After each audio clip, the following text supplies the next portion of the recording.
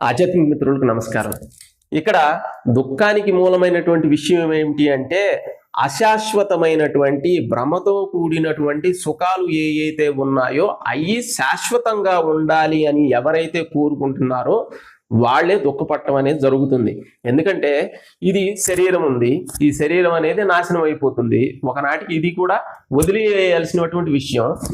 ఇది శాశ్వతంగా ఉండాలి, దీన్ని అజరామరంగా ఉండాలి, లేకపోతే కామానికి సంబంధించిన సుఖాలు ఏవైతే ఉన్నాయో అవి కంటిన్యూగా నేను పొందుతూనే ఉండాలి, లేకపోతే వ్యసనాలకు సంబంధించిన సుఖాలు, లేకపోతే భార్య పిల్లలు సమాజం వీటికి సంబంధించినటువంటి కీర్తి ప్రతిష్ట ఇవన్నీ శాశ్వతంగా నిలిచిపోవాలి అనేటువంటి ప్రయత్నంలో మనం దుఃఖానికి లోనవటం అనేది జరుగుతుంది. ఎందుకంటే వీటన్నింటినీ కూడా శాశ్వతంగా నిలపటానికి అవకాశం లేనటువంటి విషయాలు ఇవన్నీ అనుక్షణం మారిపోతూనే ఉన్నాయి.